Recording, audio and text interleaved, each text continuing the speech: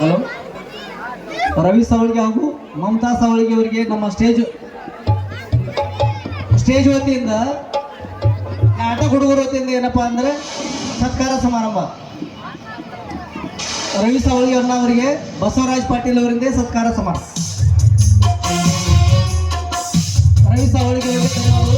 ಅದರಂತೆ ಮಮತಾ ಸಾವಳಿ ಅವರಿಗೆ ಫಕೀರಪ್ಪ ಪಾಟೀಲ್ ಅವರಿಂದ ಸತ್ಕಾರ. ಮಮತಾ ಅವರಿಗೆ ಧನ್ಯವಾದಗಳು. ಅದರಂತೆ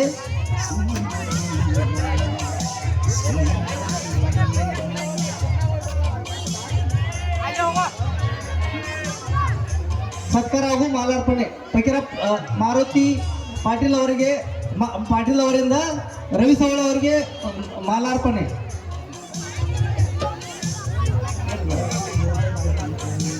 ರವಿ ಸವಳಿಗೆ ಅವರಿಗೆ ಧನ್ಯವಾದಗಳು. ಅದರಂತೆ ಮಮತಾ ಸವಳಿಗೆ ಅವರಿಗೆ ಸತ್ಯಪ್ಪ ಪಾಟೀಲ್ ಅವರೊಂದಿಗೆ ಮಾಲಾರ್ಪಣೆ.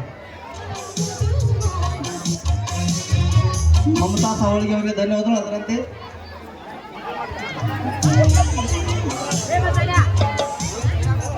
ನಾಟಕ ಹುಡುಗರ ವತಿಯಿಂದ ರವಿ ಸಾವಳಿಗೆ ಹಾಗೂ ಮಮತಾ ಸಾವಳಿಗೆ ಅವರಿಗೆ ಒಂದು ಪುಟ್ಟ ಕಾಣಿಕೆ ಫೋಟೋ ರೂಪದಲ್ಲಿ ಸತೀಶ್ ಪಾಟೀಲ್ ಅವರಿಂದ.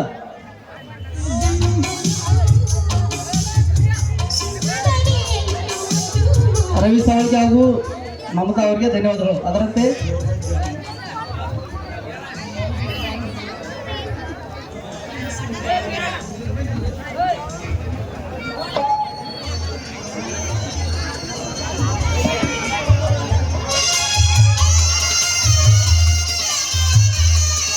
ಹುಡುಗರಿಂದ ಅವರಿಗೆ ಒಂದು ಚಿಕ್ಕ ಪುಟ್ಟ ಕಾಣಿಕೆ.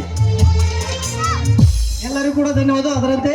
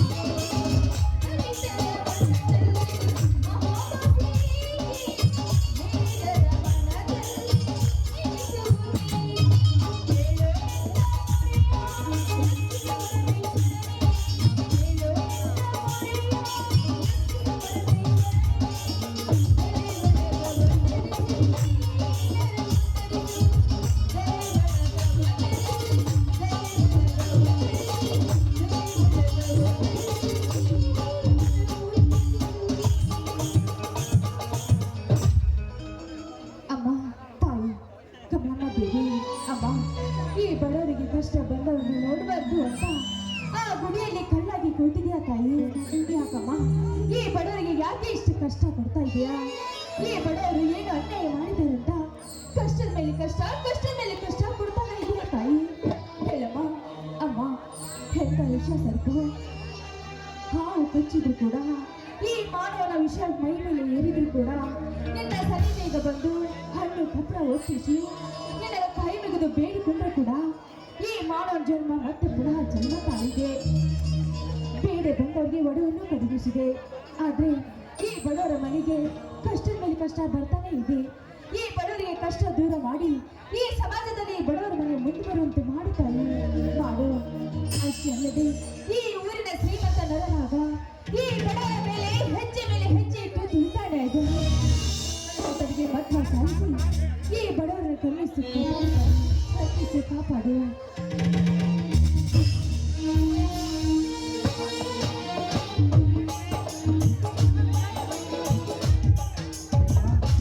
ಹೇಮಾ, ಇನ್ನೂ ಪೂಜೆ ಮುಗಿದಿಲ್ಲವೇ? ರೀ, ಈ ಕಡೆ ಪೂಜೆ ಮುಗೀತು ರೀ. ಹೇಮಾ, ಇವತ್ತು ಸೋಮವಾರ ನಮ್ಮ ರಥಗಳಾದ ರಾಮ ಮತ್ತು ಲಕ್ಷ್ಮಣಗಳಿಗೆ ಪೂಜೆಯನ್ನು ಮಾಡಿಬಿಡು. ಮೈ ತೊಳೆದುಕೊಂಡು ಬಂದಿರುವೆ. ಆಗ್ಲಿ ರೀ, ಈಗಲೇ ಪೂಜೆ ಮಾಡ್ತೇನೆ. ಆಯ್ತು ಹೇಮಾ, ನಾನು ಎತ್ತುಗಳನ್ನು ಹೊರಗೆ ಕಟ್ಟಿ ಅವುಗಳಿಗೆ ಮೇವು ಹಾಕಿ ಬರುತ್ತೇನೆ. ಆಗ್ಲಿ ಸ್ವಾಮಿ.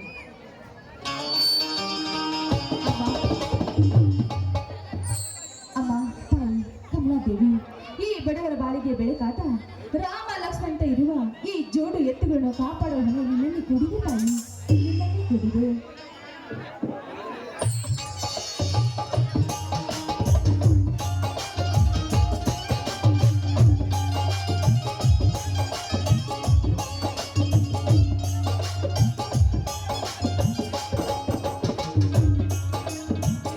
ಹೇಮಾ, ಈ ಕಮಲಾದೇವಿ ಸನ್ನಿಧಿಯಲ್ಲಿ ನಿಂತು ಏನು ಬೇಡಿಕೊಳ್ಳುವಂತೆ ಕಾಣುತ್ತಿದೆಯಲ್ಲ? ರೀ ಸ್ವಾಮಿ, ಏನಂತ ಬೇಡ್ಕೊಳ್ಳಿ? ಈ ಬಡತನ ಭಾವನೆಯಿಂದ ಈ ಬಡತನ ಬೇಗ ದೂರ ಮಾಡು ಅಂತ ಬೇಡ್ಕೊಂಡೆ ರೀ. ಬಡತನ ಪ್ರೇಮ, ಬಡವರು ಬಡವರಾಗಿ ಇರಬೇಕು, ಶ್ರೀಮಂತರು ಶ್ರೀಮಂತರಾಗಿ ಮರಬೇಕು ಎನ್ನುವ ಮಹಾನ್ ಕಾಲವಿದು. ಅಂಥದ್ರಲ್ಲಿ ಈ ಸಮಾಜದಲ್ಲಿ ನಮ್ಮಂತ ಬಡವರು ಯಾವಾಗ ಮುಂದೆ ಬರಬೇಕು ಹೇಮ, ಯಾವಾಗ ಮುಂದೆ ಬರಬೇಕು? ಸ್ವಾಮಿ, ನಮ್ಮ ಭಕ್ತಿ ಭಾವನೆ ಮೆಚ್ಚಿಕೊಂಡು ಆ ಕಮಲಾದೇವಿ ನಮ್ಮ ಕಷ್ಟವನ್ನು ದೂರ ಮಾಡಿ ಈ ನಮ್ಮ ಬಡತನ ಮನೆಯಲ್ಲಿ ಸಮಾಜದಲ್ಲಿ ಮುಂದೆ ಬರುವಂತೆ ಮಾಡ್ತೀವಿ. ಆ ನಂಬಿಕೆ ನನಗಿದೆ. ನಂಬಿಕೆ ಹೇಮ, ಇನ್ನೆಲ್ಲಿ ನಂಬಿಕೆ ಹೇಮ, ಇನ್ನೆಲ್ಲಿ ನಂಬಿಕೆ?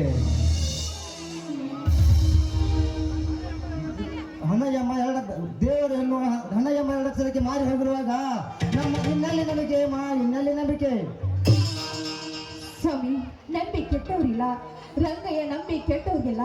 ಕನಕದಾಸರು ಒಂದು ಮಾತು ಹೇಳಿದ್ದಾರೆ ರೀ, ಮನುಷ್ಯನಿಗೆ ನಂಬಿಕೆ ಮುಖ್ಯ ರೀ. ನೋಡಯ್ಯಮ್ಮ, ಅತಿಯಾಗಿ ದೇವರನ್ನು ಪೂಜೆ ಮಾಡಿ ಸಮಯ ಹಾಳು ಮಾಡಬೇಡ. ಯಾಕೆ ಸ್ವಾಮಿ ಇವತ್ತು ಈ ದೇವರ ಬಗ್ಗೆ ವಿಚಿತ್ರವಾಗಿ ಮಾತನಾಡ್ತಾ ಇದ್ದಲ್ಲ? ಯಾಕ್ರಿ, ಏನಾಯ್ತು? ಹೇಮ, ಏನೆಂದು ಹೇಳಲಿ ಹೇಮ, ಏನೆಂದು ಹೇಳಲಿ? ರೀ, ಏನಾಯ್ತ್ರಿ? ನೀವು ಏನಾಯ್ತು ಅಂತ ಬಿಡಿಸಿ ಹೇಳಿದ್ರೆ ತಾನೇ ನನಗೆ ಅರ್ಥವಾಗೋದು. ಹೇಳುತ್ತೇನೆ ಹೇಮ, ಹೇಳುತ್ತೇನೆ. 20 ವರ್ಷಗಳ ಹಿಂದೆ ಇದೇ ಕಮಲಾದೇವಿ ಜಾತ್ರೆಯಲ್ಲಿ ಸಾಮೂಹಿಕವಾಗಿ ಮದುವೆಗಳು ನಡೀತಿದ್ದವು. ಅದೇ ಸಮಯದಲ್ಲಿ ನನ್ನ ತಂದೆ ತಾಯಿಯ ಸ್ಥಾನ ಕೊಟ್ಟು ಸಾಕಿ ಸಲಹಿದ ನನ್ನ ದನಿಗಳಾದ ರಾಮಚಂದ್ರ ಮತ್ತು ಸೀತಾಮಾತೆಯನ್ನು ಈ ನರನಾಗ ವಿಷಕಂಠ ಕೂಡಿ ಕೊಲೆ ಮಾಡಿದರು ಹೇಮ, ಕೊಲೆ ಮಾಡಿದರು. ಹೌದು ಹೇಮ, ನಾನು ಹೇಳುತ್ತಿರುವುದಲ್ಲ ನಿಜ. ಸ್ವಾಮಿ, ನಿಮ್ಮ ಹೃದಯದಲ್ಲಿ ಬೆಟ್ಟದಷ್ಟು ನೋವು ಇಟ್ಟುಕೊಂಡು ಎಷ್ಟೊಂದು ಕಷ್ಟ ಪಡ್ತಾ ಇದ್ದಿರಲ್ಲ, ಹೇಗೆ ರೀ? ಮತ್ತೇನು ಮಾಡುವುದು ಹೇಮ? ಪಾಲಿಗೆ ಬಂದದ್ದು ಪಂಚಾರ ಅಂತ ತಿಳಿದು ಅರಿತು ಮಾಡಿದರೆ ಈ ಭೂಮಿಯೊಂದು ಸ್ವಾರ್ಥಕ. ಸ್ವಾಮಿ, ಈ ವಿಷಯ ನನ್ನ ಮೈದನ ರಾಜನಿಗೆ ಗೊತ್ತಿಲ್ಲ ಏನ್ರಿ? ಇಲ್ಲ ಹೇಮ, ಇಲ್ಲ. ಯಾಕೆಂದರೆ ಅವನು ಇನ್ನೂ ಸಣ್ಣವನಿದ್ದ. ಅವಾಗ 5 ವರ್ಷ ತುಂಬಿದು ಅಷ್ಟೇ. ಈ ವಿಷಯ ಆಗ ಅವನಿಗೆ ಹೇಳಿದರೆ ಅವನ ಮನಸ್ಸಿಗೆ ಹಚ್ಚಿಕೊತಾನೆಂದು ಹೇಳಲಿಲ್ಲ ಹೇಮ, ಅದೇ ಮಚ್ಚಿಟ್ಟುಕೊಂಡೆ. ಸ್ವಾಮಿ, ಈ ವಿಷಯ ಎಷ್ಟು ದಿನ ಅಂತ ನಿಮ್ಮಲ್ಲಿ ಮುಚ್ಚಿಟ್ಕೋತೀರಾ? ಬೇಡರಿ, ನನ್ನ ಮೈದನಿಗೆ ಈ ವಿಷಯವನ್ನು ತಿಳಿಸ್ಬಿಡ್ರಿ. ಇವಾಗ ಬೇಡ ಹೇಮ, ಮುಂದೆ ಸಮಯ ಬಂದಾಗ ನಾನೇ ಎಲ್ಲವನ್ನು ತಿಳಿಸಿರುತ್ತೇನೆ. ಅಲ್ಲಿವರೆಗೂ ಈ ವಿಷಯ ಇಲ್ಲೇ ಮುಚ್ಚಿಡೋಣ. ಆಗ್ಲಿ ಸ್ವಾಮಿ, ನೀವು ಹೇಳ್ದಂತೆ ಆಗ್ಲಿ ರೀ. ಮೈನ ಬರೋ ಹೇಳಿ ಆಯ್ತು. ನಾನು ಒಳಗಡೆ ಹೋಗಿ ಅಡಿಗೆ ಸಿದ್ಧತೆ ಮಾಡ್ತೀನಿ. ನಿನ್ನೆ ನನ್ನಲ್ಲಿ ಇದೇ ಸುಂದರ ಸಮಯದಲ್ಲಿ ಒಳ್ಳೆಯ ಒಂದು ಪಾದಗೀತೆ ಆಗಲಿ, ನಿಮ್ಮ ಆಸೆ ಇದೆಯಾ?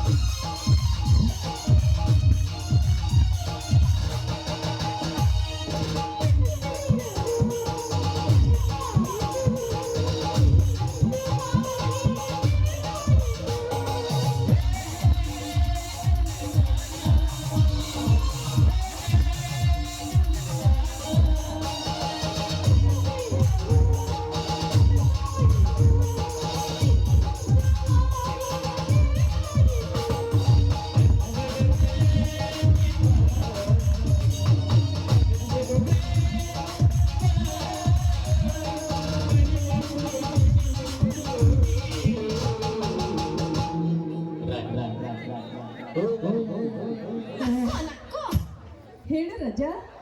ಏನು ಮುತ್ತ? ಏನ್ರಿ ಇಷ್ಟೊಂದು ವಯಸ್ಸಾಗಿದೆ, ಇನ್ನು ನಿಮ್ಗೆ ಮುಟ್ಬೇಕಾ? ನಂಗೆ ತುಂಬಾ ನಾಚಿಕೆ ಆಗುತ್ತೆ ಕಣ್ರಿ.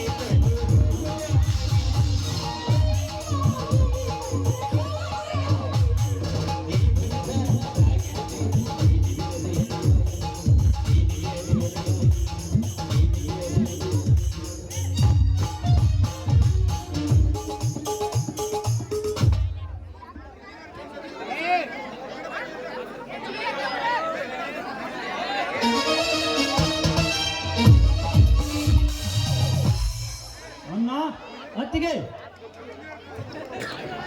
ಆ ಸಹೋದರ ಈಗ ಬಂದೇನಪ್ಪ? ಹೌದು ಅಣ್ಣ, ಈಗ ತಾನೇ ಬಂದೆ. ಅಣ್ಣ, ಅತ್ತಿಗೆ ಮೈದನ, ಮೊದಲು ಆ ತಾಯಿ ಕಮಲಾದೇವಿಗೆ ನಮಸ್ಕರಿಸಿ ಅವಳ ಆಶೀರ್ವಾದ ಪಡಿಕೊಳ್ಳಪ್ಪ. ಅಣ್ಣ, ಅತ್ತಿಗೆ ದೇವರ ಆಶೀರ್ವಾದದೊಂದಿಗೆ ನಿಮ್ಮ ಆಶೀರ್ವಾದ ಮುಖ್ಯ ಅಣ್ಣ, ನಿಮ್ಮ ಆಶೀರ್ವಾದ ಮುಖ್ಯ. ಆ ಸಹೋದರ, ನಮ್ಮ ಆಶೀರ್ವಾದ ಯಾವಾಗಲೂ ಇದ್ದೇ ಇರುತ್ತದೆ. ಮೊದಲು ಆ ದೇವರ ಅನುಗ್ರಹ ಪಡೆದುಕೋಬಾರಪ್ಪ. ಸರಿ ಅಣ್ಣ.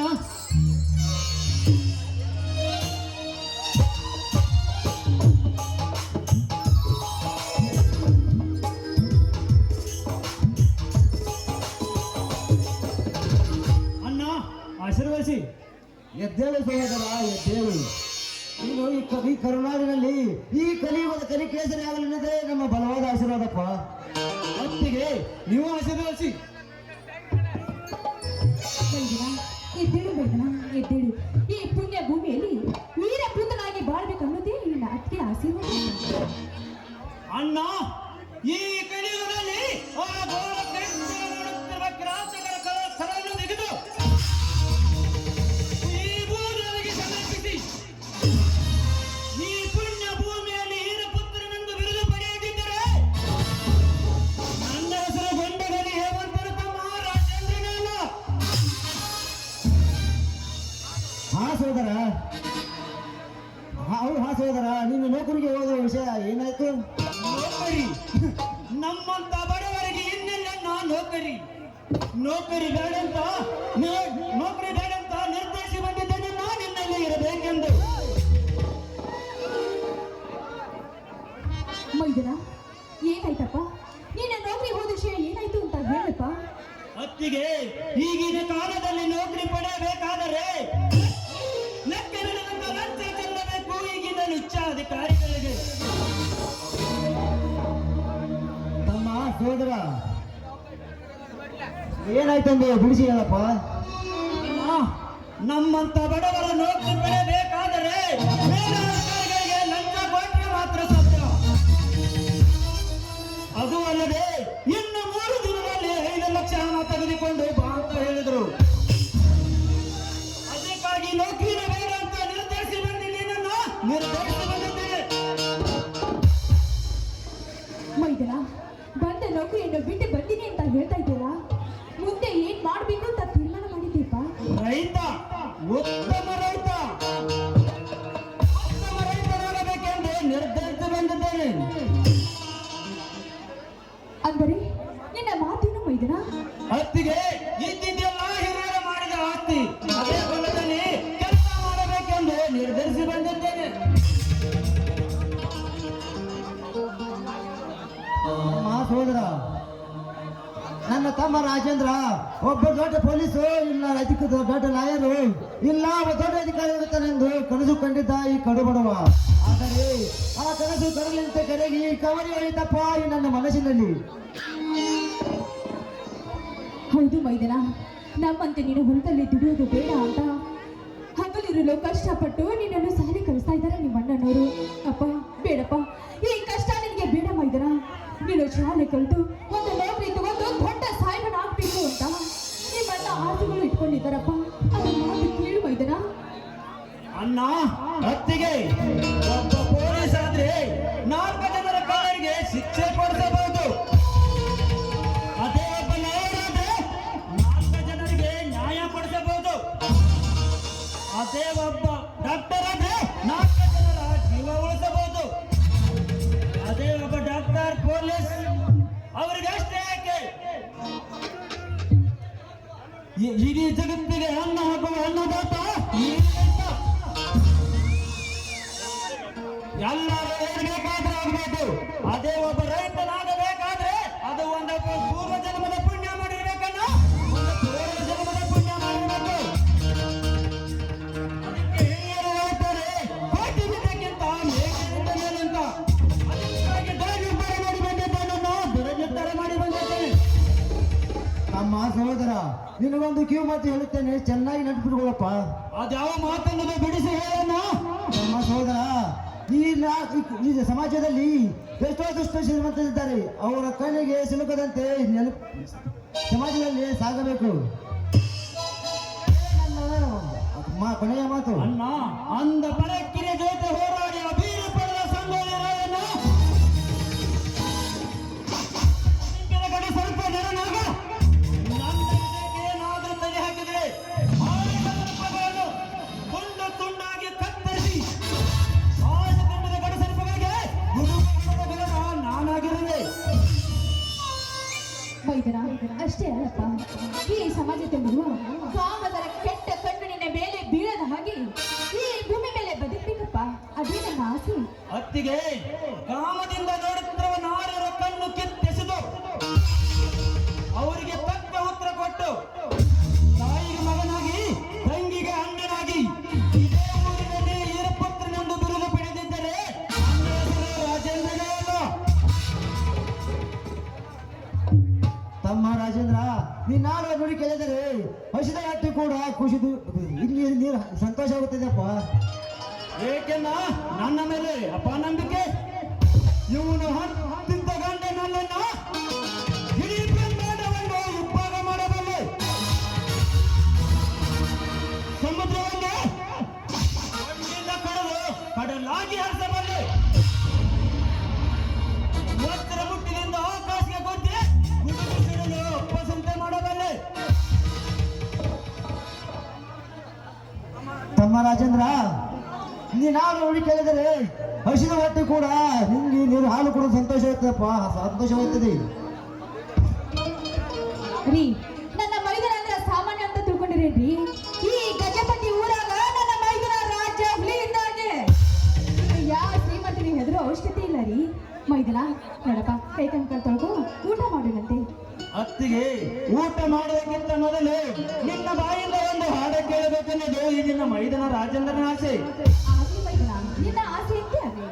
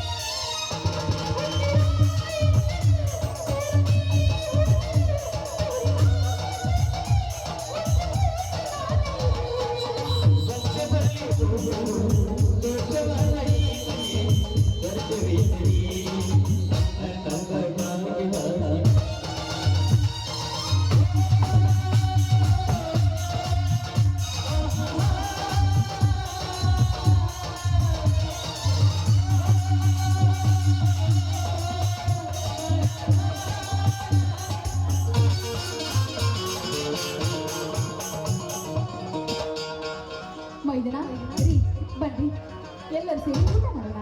ಹಾ ನಡಿ ಹೋಗೋಣ.